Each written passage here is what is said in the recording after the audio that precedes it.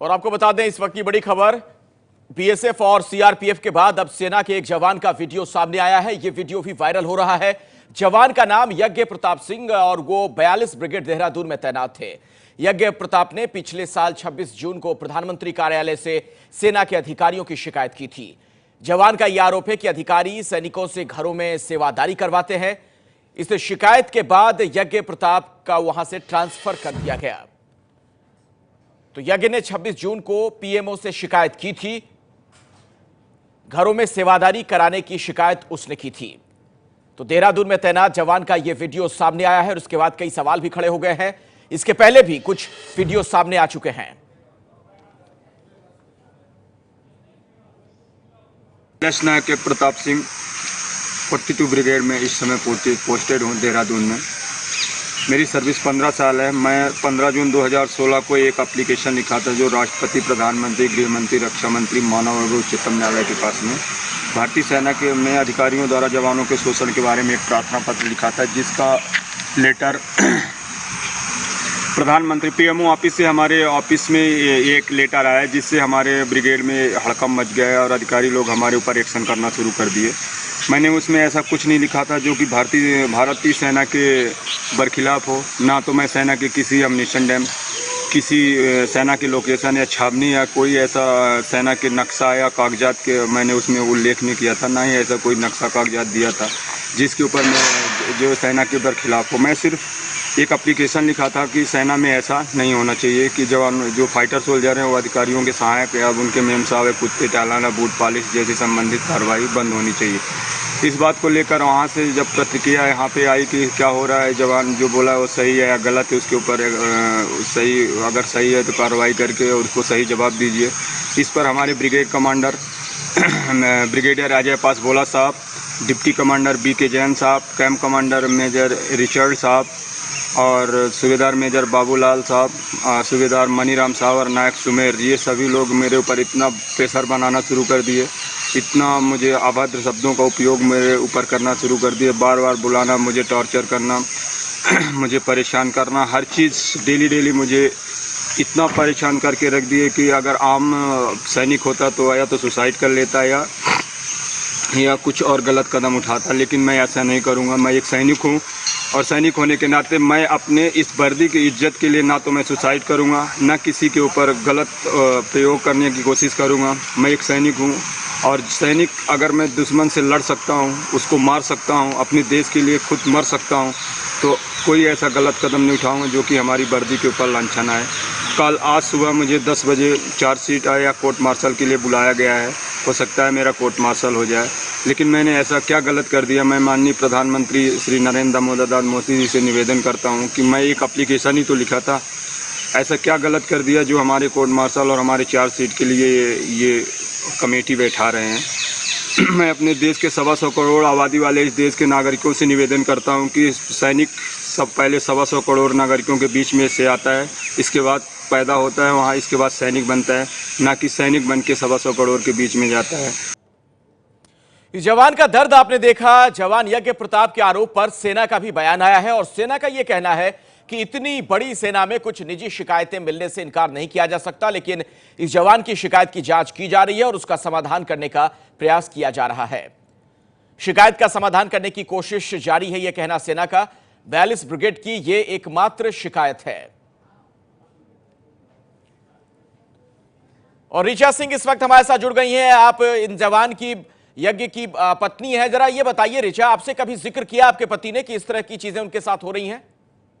हाँ सर, मेरे साथ ये जिक्र किए और बोले भी। मैंने उनका समाधान करने के लिए मैंने बोला कि आप ऐसा करिए, अगर इससे सरकार नहीं कुछ करती है तब तो ठीक है, चलो ठीक है, कोई बात नहीं, लेकिन आज मेरे देश के लिए मैं कर रही हूँ और पूरे देश के लिए कर रही हूँ, क्योंकि अगर अगली पीढ़ी वहाँ देश में जाए और भर्ती हो और देश के लिए मर मिटे, तो मैं यही चाहती हूँ कि इसका समाधान होना चाहिए, इसका निर्णय निकलना चाहिए, क्योंकि मैं उनके साथ। ऋचा ये बताएं, ये वीडियो कब बनाया था यज्ञ ने आपसे, अगर उन्होंने जिक्र किया हो? क्योंकि ये वीडियो तो पुराना, ये जो बातें उन्होंने की थी, शिकायत की थी, वो तो बहुत पहले की थी।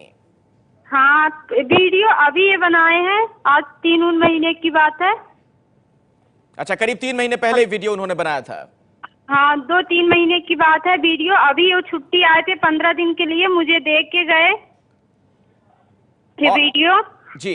और मैं ये वीडियो कल वो लोग आए थे, आज तक वाले न्यूज वाले आए थे, मैंने उनको दिए। अच्छा। और वो लोग किए हैं और मैं उनका समस्या का समाधान करना चाहती हूँ। सर, आपसे गुजारिश है, मेरा ये मत कर देना, इसे दबा मत देना, क्योंकि ये अधिकारी ऐसे परेशान करते हैं। अगर भविष्य में कोई भी अपने किसी का बच्चा, किसी का भाई, किसी का बेटा फौज में जाता है तो यही सब लोग सोचते होंगे कि मेरा बेटा फौज में गया है, मेरा बेटा सरहद पे गया है। सही कह रही हैं आप ऋचा। ये बताइए, आपके पति हैं कहाँ अभी? मेरे पति फतेहगढ़ में है सर। वो उनकी 14 राजपूत की यूनिट ग्लेशियर में है, लेकिन उनको वहाँ से सीओ बोला कि यहाँ मत आना, तुम सेंटर जाओ। वो वहाँ सेंटर में है और वहाँ आज मोबाइल उनकी ले ली गई, 11 बजे रात को ले ली गई और उन्हें वो बोला गया कि मार दिया जाएगा, काट दिया जाएगा, धमकी दी। डिप्टी कमांडर बहुत ही बड़े आरोप लगा रही हैं। किसने ये कहा, जरा हमें बताएं। आप कह रही हैं कि उनसे मोबाइल ले लिया गया आपके पति से, उन्हें मार दिया जाएगा, इस तरह की धमकी दी जा रही है। क्या है ये पूरा मामला? ये पूरा मामला डिप्टी कमांडर का है, कमांडर का है और एसएम का है। अच्छा, आपके पति को क्या धमकी दी जा रही है? हाँ, धमकी दी जा रही है, मोबाइल ले लिया गया है। आप चाहे तो चेक करवा सकते हैं जहाँ से भी, क्योंकि मेरे पति ने 1 सेकंड के लिए मुझे कॉल किया था, बोला ऋचा मैं बात नहीं कर सकता, मेरी मोबाइल मेरे पास नहीं है, ऐसे ऐसे बात है, तुम फोन लगा के ऐसे ऐसे बताना। हमने कहा ठीक है, मैं बताऊंगी। आखिरी बार कब आपकी बात हुई है ऋचा आपके पति से?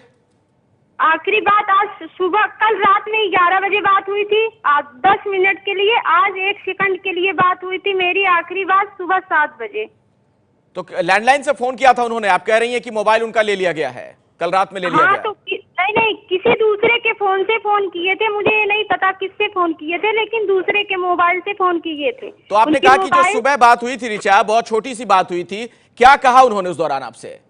उन्होंने यही मुझसे बताया कि मेरी मोबाइल ले ली गई है। Camp commander, commander, deputy commander और एसएम, इन तीनों ने ले लिया है मेरा मोबाइल और मुझे ऐसे ऐसे धमकी दे रहे हैं, टॉर्चर कर रहे हैं, मुझे परेशानी हो रही है, आप मेरा सपोर्ट करो। हमने कहा हाँ ठीक है, मैं आपका सपोर्ट करूंगी, मैं बात करती हूँ। तो ये जो वीडियो जारी किया गया है, क्या इसी वजह से उन्हें परेशान किया जा रहा है, उनका टॉर्चर हो रहा है ऋचा? हाँ सर, इसी वजह से, क्योंकि वीडियो का अधिकारियों का खुलासा हो रहा है, तो इसलिए वो टॉर्चर कर रहे हैं सर। चलिए ऋचा, बहुत बहुत शुक्रिया एबीपी न्यूज से बात करने। जी बोल लीजिए, कुछ कह रही हैं आप?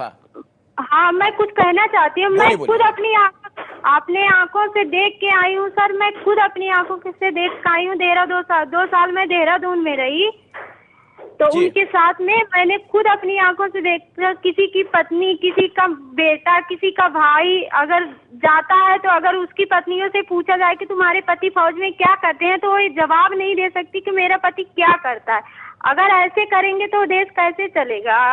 अगर अंग्रेजों का देश होता तो चलो ठीक है, अंग्रेजों का देश है, हम ऐसे कर लेते, लेकिन अंग्रेजों का देश नहीं है, अपना देश है। मैं यही चाहती हूँ, मैं यही कहना चाहती हूँ कि इस मुद्दे पे सारी बात उठे, प्रधानमंत्री के पास इशारा जाए और इसका समाधान निकले और हर सैनिक खुशहाल जिंदगी जी सके।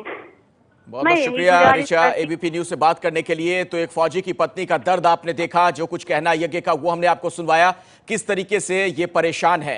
तो सेना के जवान का वीडियो सामने आया है और उसके बाद पत्नी का ये इल्जाम कि अब इन्हें प्रताड़ित किया जा रहा है, यज्ञ को इनका मोबाइल फोन ले लिया गया है और धमकियां भी दी जा रही हैं, तमाम संगीन आरोप लगाए गए हैं। तो इस वक्त की बड़ी खबर एक बार फिर से आपको बता दें, सेना के जवान का वीडियो वायरल हुआ है और उसके बाद उनकी पत्नी से जब हमने बात की, उनका यह कहना कि इन्हें प्रताड़ित किया जा रहा है, परेशान किया जा रहा है और इनसे इनका मोबाइल फोन तक छीन लिया गया है।